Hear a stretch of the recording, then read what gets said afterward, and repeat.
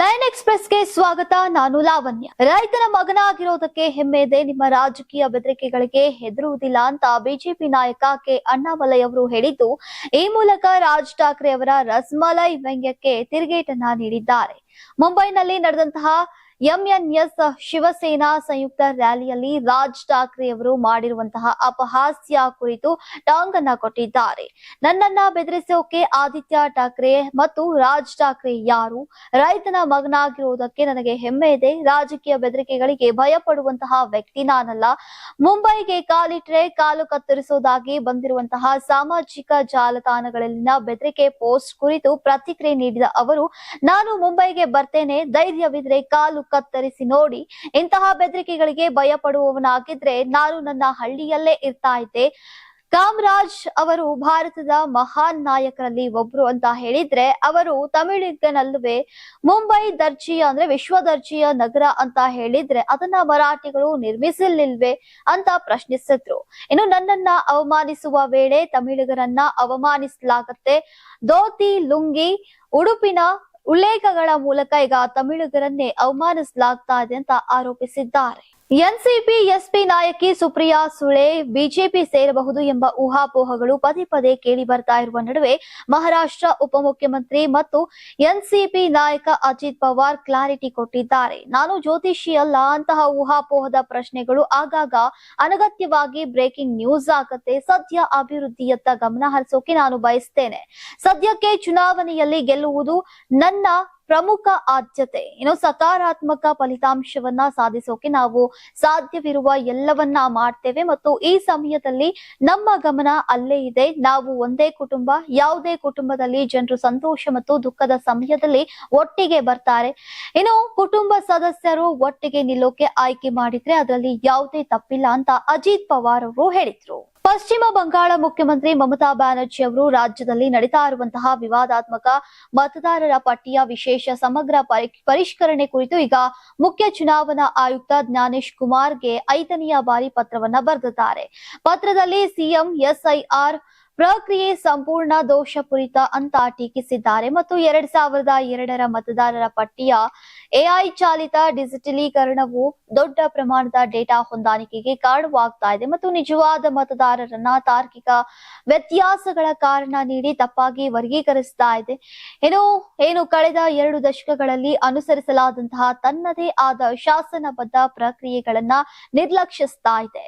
2 ದಶಕಗಳಿಗೂ ಹೆಚ್ಚು ಕಾಲದ ತನ್ನದೇ ಆದ ಕ್ರಮಗಳು ಮತ್ತು ಕಾರ್ಯವಿಧಾನಗಳನ್ನ ನಿರಾಕರಿಸುವ ಇಂತಹ ವಿಧಾನವು ಅನಿಯಂತ್ರಿತ, ತರ್ಕಬದ್ಧವಲ್ಲದ ಮತ್ತು ಭಾರತ ಸಂವಿಧಾನದ ಆತ್ಮಕ್ಕೆ ವಿರುದ್ಧವಾಗಿದೆ ಅಂತ ಮಮತಾ ಬ್ಯಾನರ್ಜಿ ಅವರು ಆರೋಪಿಸಿದ್ರು. ಪ್ರಧಾನಿ ನರೇಂದ್ರ ಮೋದಿ ಇಂದು ಅಹಮದಾಬಾದ್ ನಲ್ಲಿರುವಂತಹ ಸಬರಮತಿ ಆಶ್ರಮದಲ್ಲಿ ನಡೀತಾ ಇರುವಂತಹ ಗಾಳಿಪಟ ಉತ್ಸವದಲ್ಲಿ ಪಾಲ್ಗೊಂಡಿದ್ರು.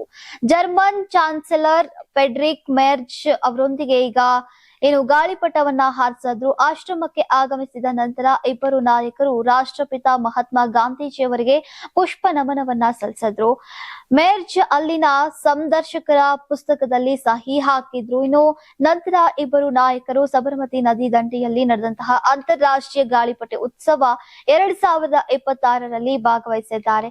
ಗುಜರಾತ್ನ ಗೌರವಾನ್ವಿತ ರಾಜ್ಯಪಾಲ ಆಚಾರ್ಯ ದೇವವ್ರತ ಅವರು ವಿಮಾನ ನಿಲ್ದಾಣದಲ್ಲಿ ಆತ್ಮೀಯವಾಗಿ ಬರಮಾಡಿಕೊಂಡ್ರು. ಭಾರತ ಮತ್ತು ಜರ್ಮನಿ, ಭಾರತ ಜರ್ಮನಿ ರಾಜತಾಂತ್ರಿಕ ಸಂಬಂಧಗಳ 75 ವರ್ಷಗಳನ್ನ ಮತ್ತು ಭಾರತ ಜರ್ಮನಿ ಕಾರ್ಯತಂತ್ರದ ಪಾಲುದಾರಿಕೆಯ 25 ವರ್ಷಗಳನ್ನ ಆಚರಿಸುತ್ತೇವೆ. ಈ ನಿಟ್ಟಿನಲ್ಲಿ ಮೆರ್ಜ್ ಭಾರತಕ್ಕೆ ಭೇಟಿ ನೀಡಿದ್ದಾರೆ. ಮಕರ ಸಂಕ್ರಾಂತಿ ಸ್ಮರಣಾರ್ಥ 3 ದಿನಗಳ ಉತ್ಸವ ಆಯೋಜಿಸಲಾಗಿದೆ. ಈ ವರ್ಷ ಉತ್ಸವದಲ್ಲಿ 50 ದೇಶಗಳಿಂದ 135 ಅಂತಾರಾಷ್ಟ್ರೀಯ ಗಾಳಿಪಟ ಹಾರಿಸುವವರು, 65 ಭಾರತೀಯ ಮಾಜಿ ಸೈನಿಕರು ಮತ್ತು ಗುಜರಾತ್ನಿಂದ 871 ಸ್ಥಳೀಯರು ಭಾಗವಹಿಸುತ್ತಿದ್ದಾರೆ. 16 ಸ್ಯಾಟಲೈಟ್ ಗಳನ್ನ ಹೊತ್ತ ಪಿಎಸ್ಎಲ್ವಿ ರಾಕೆಟ್ ಉಡಾವಣೆ ವಿಫಲವಾಗಿದೆ. ಇಸ್ರೋದಿಂದ ಉಡಾವಣೆಗೊಂಡ ಪಿಎಸ್ಎಲ್ವಿ C-62 ರಾಕೆಟ್ ತಾಂತ್ರಿಕ ವೈಫಲ್ಯ ಕಂಡು ಗುರಿ ತಪ್ಪಿದೆ. ಈಗ ಇದರೊಂದಿಗೆ ರಾಕೆಟ್ ಜೊತೆಗೆ ಅಲ್ಲಿದ್ದಂತಹ ಭೂ ವೀಕ್ಷಣಾ ಉಪಗ್ರಹವಾದಂತಹ EOS-N1 ಸೇರಿದಂತೆ 16 ಸ್ಯಾಟಲೈಟ್ಗಳು ನಾಶವಾಗಿವೆ. ಆಂಧ್ರಪ್ರದೇಶದ ಶ್ರೀಹರಿಕೋಟಾದ ಸತೀಶ್ ಧವನ್ ಸ್ಪೇಸ್ ಸೆಂಟರ್ನಿಂದ ಈಗ ಬೆಳಗ್ಗೆ 11:18ಕ್ಕೆ ಈ ರಾಕೆಟ್ ಉಡಾವಣೆಯಾಗಿದ್ದು, EOS-N1 ಸೇರಿದಂತೆ 15 ಸ್ಯಾಟಲೈಟ್ ಗಳನ್ನ ಈಗ ಸೂರ್ಯ ಸಂಬದ್ಧ ಕಕ್ಷೆಗೆ ತಲುಪಿಸುವ ಮಿಷನ್ ಇತ್ತು. KID ಎನ್ನುವ ಮತ್ತೊಂದು ಕ್ಯಾಪ್ಸುಲ್ ಅನ್ನ ಕೂಡ ಭೂಮಿಗೆ ವಾಪಸ್ ತರುವ ಯೋಜನೆ ಇತ್ತು. KID ಅಥವಾ ಕೆಸ್ಟ್ರಲ್ ಇನಿಷಿಯಲ್ ಟೆಕ್ನಾಲಜಿ ಡೆಮಾನ್ಸ್ಟ್ರೇಟರ್ ಅನ್ನ ಈಗ ಸ್ಪೇಸ್ ದೇಶದ ಕಂಪನಿಯೊಂದು ಅಭಿವೃದ್ಧಿಪಡಿಸಿದೆ. ಇದು 25 ಕಿಲೋ ಕ್ಯಾಪ್ಸುಲ್ ಆಗಿದ್ದು ಇನ್ನು ಭೂಮಿಗೆ ಮರಳಿ ಬರುವುದಕ್ಕೆಂದು ರೂಪಿಸಲಾಗಿತ್ತು. ಇನ್ನು ಈ ಮಿಷನ್ ನ ಪ್ರಮುಖ ಉಪಗ್ರಹವಾದಂತಹ EOS-N1 ಅನ್ನ ಬ್ರಿಟನ್ ಮತ್ತು ಥೈಲ್ಯಾಂಡ್ ಜಂಟಿಯಾಗಿ ಅಭಿವೃದ್ಧಿಪಡಿಸಿದ್ವು. ಇವುಗಳು ಸೇರಿ ಒಟ್ಟು 16 ಸ್ಯಾಟಲೈಟ್ಗಳು ಈಗ ಕಳೆದು ಹೋದಂತಾಗಿದೆ. ಇನ್ನು ಇಸ್ರೋ ಇಲ್ಲಿಯವರೆಗೆ 64 ಬಾರಿ PSLV ರಾಕೆಟ್ ಅನ್ನ ಆಗಸಕ್ಕೆ ಕಳುಹಿಸಿದೆ. ಇವತ್ತಿನದ್ದು ಸೇರಿ 5 ಬಾರಿ ವೈಫಲ್ಯವಾಗಿದೆ. ಮಾಜಿ ಉಪರಾಷ್ಟ್ರಪತಿ ಜಗದೀಪ್ ಧನ್ಕರ್ ಅವರ ಆರೋಗ್ಯದಲ್ಲಿ ಏರುಪೇರಾಗಿದ್ದು ಪ್ರಜ್ಞೆ ಕಳೆದುಕೊಂಡ ಅವರನ್ನ ಆಸ್ಪತ್ರೆಗೆ ದಾಖಲಿಸಲಾಗಿದೆ. ಮಾಜಿ ಉಪರಾಷ್ಟ್ರಪತಿ ಜಗದೀಪ್ ಧನ್ಕರ್ ಅವರ ಆರೋಗ್ಯದಲ್ಲಿ ಏರುಪೇರಾಗಿದ್ದು ಅಖಿಲ ಭಾರತ ವೈದ್ಯಕೀಯ ವಿಜ್ಞಾನ ಸಂಸ್ಥೆಗೆ ದಾಖಲಿಸಲಾಗಿದೆ ಅಂತ ತಿಳಿದು ಬಂದಿದೆ. ಮೂಲಗಳ ಪ್ರಕಾರ ಜಗದೀಪ್ ಧನ್ಕರ್ ಅವರು ಈಗ ಕಳೆದ ವಾರ 2 ಬಾರಿ ಪ್ರಜ್ಞಾಹೀನರಾಗಿದ್ರು. ಜನವರಿ 10ರಂದು ಅವರು ಶೌಚಾಲಯಕ್ಕೆ ಹೋದಾಗ 2 ಬಾರಿ ಪ್ರಜ್ಞಾಹೀನರಾಗಿದ್ರು. ಹೀಗಾಗಿ ಅವರಿಗೆ ವೈದ್ಯರ ಸಲಹೆಯ ಮೇರೆಗೆ MRI ಸ್ಕ್ಯಾನ್ ಮಾಡಿಸಲಾಗುವುದು ಅಂತ ಅಧಿಕಾರಿಗಳು ತಿಳಿಸಿದ್ದಾರೆ. ಜಮ್ಮು ಮತ್ತು ಕಾಶ್ಮೀರದ ಅಂತಾರಾಷ್ಟ್ರೀಯ ಗಡಿ ಹಾಗೂ ನಿಯಂತ್ರಣ ರೇಖೆಯ ಬಳಿ ಡ್ರೋನ್ ಚಟುವಟಿಕೆ ಹೆಚ್ಚುತ್ತಾ ಇದೆ. ಗಣರಾಜ್ಯೋತ್ಸವಕ್ಕೂ ಮುನ್ನ ಭಾರತ ಪಾಕ್ ಗಡಿಗಳ ಬಳಿ ಡ್ರೋನ್ ಚಟುವಟಿಕೆಯನ್ನ ಹೆಚ್ಚಿಸಿದ್ದು ಈಗ ಭದ್ರತಾ ಪಡೆಗಳು ತೀವ್ರ ಕಟ್ಟೆಚ್ಚರವನ್ನು ವಹಿಸಿವೆ. ಭದ್ರತಾ ಸಂಸ್ಥೆಗಳ ಪ್ರಕಾರ ಅಂತಾರಾಷ್ಟ್ರೀಯ ಗಡಿ ಮತ್ತು LOCಯ ವಿವಿಧ ಪ್ರದೇಶಗಳಲ್ಲಿ ಒಟ್ಟು 5 ಡ್ರೋನ್ಗಳು ಪತ್ತೆಯಾಗಿವೆ. ಪೂಂಚ್, ನೌಶೇರಾ, ಧರ್ಮಶಾಲಾ, ರಾಮಗಢ ಮತ್ತು ಪರಾಕ್ ಪ್ರದೇಶಗಳಲ್ಲಿ ಈಗ ಡ್ರೋನ್ ಕಾಣಿಸಿಕೊಂಡಿದ್ದು ವರದಿಯಾಗಿದೆ. ರಾಜೌರಿ ಜಿಲ್ಲೆಯ ನೌಶೇರಾ ಸೆಕ್ಟರ್ನ ನಿಯಂತ್ರಣ ರೇಖೆಯ ಬಳಿ ಪಾಕಿಸ್ತಾನಿ ಡ್ರೋನ್ ಪತ್ತೆಯಾಗಿದೆ.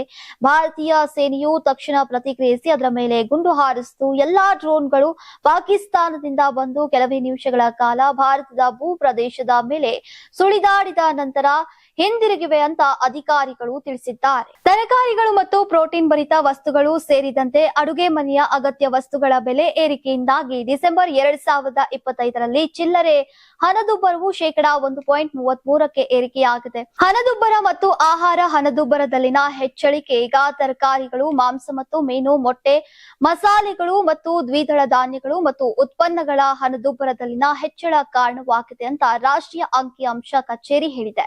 ಇನ್ನು ಸೆಪ್ಟೆಂಬರ್ನಲ್ಲಿ 1.44%ರಷ್ಟಿದ್ದಂತಹ ಚಿಲ್ಲರೆ ಹಣದುಬ್ಬರ ನವೆಂಬರ್ನಲ್ಲಿ 0.71%ರಷ್ಟಾಗಿತ್ತು. ತಮ್ಮ ಮುದ್ದು ಮಗುವಿನ ಬರುವಿಕೆಗಾಗಿ ಆ ದಂಪತಿ ಕಾತುರದಿಂದ ಕಾಯ್ತಾ ಇದ್ರು. ಇನ್ನೇನು ಹೆರಿಗೆ ದಿನವೂ ಬಂದೇ ಬಿಟ್ಟಿತ್ತು. ಪತ್ನಿ ಹೆರಿಗೆ ನೋವಿನಿಂದ ಬಳಲ್ತಾ ಇದ್ರೆ ಇತ್ತ ಪತಿ ಅಪಘಾತದಲ್ಲಿ ಸಾವನ್ನಪ್ಪಿದ್ದಾರೆ. ಸುಸೂತ್ರವಾಗಿ ಹೆರಿಗೆ ಏನು ಆಯ್ತು, ಆದ್ರೆ ಮಗುವನ್ನ ನೋಡೋಕೆ ತಂದೆಯೇ ಇರ್ಲಿಲ್ಲ. ಮಹಾರಾಷ್ಟ್ರದ ಸತಾರದಲ್ಲಿ ದಾರುಣ ಘಟನೆ ನಡೆದಿದೆ. ಇದು ಸೈನಿಕನ ಕುಟುಂಬದ ಮನ ಕಲಕುವ ಕತೆ.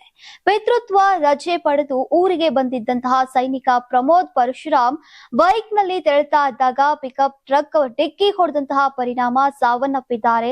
ಜಾಧವ್ ಅವರ ತಲೆಗೆ ಗಂಭೀರ ಗಾಯಗಳಾಗಿದ್ದು ಸ್ಥಳದಲ್ಲಿ ಸಾವನ್ನಪ್ಪಿದ್ದಾರೆ. ಅವರ ಮರಣದ ಕೆಲವು ಗಂಟೆಗಳ ನಂತರ ಅವರ ಪತ್ನಿ ಹೆಣ್ಣು ಮಗುವಿಗೆ ಜನ್ಮ ನೀಡಿದ್ದಾರೆ. ಯೋಧನ ಮೃತದೇಹವನ್ನ ಮನೆಗೆ ತರ್ತಾ ಇದ್ದಂತೆ ಅವರ ಪತ್ನಿಯನ್ನ ಆಸ್ಪತ್ರೆಯಿಂದ ಸ್ಟ್ರೆಚರ್ ನಲ್ಲಿ ಪತಿಯ ಅಂತ್ಯಕ್ರಿಯೆಗಾಗಿ ಈಗ ಕರೆ ತರಲಾಯಿತು.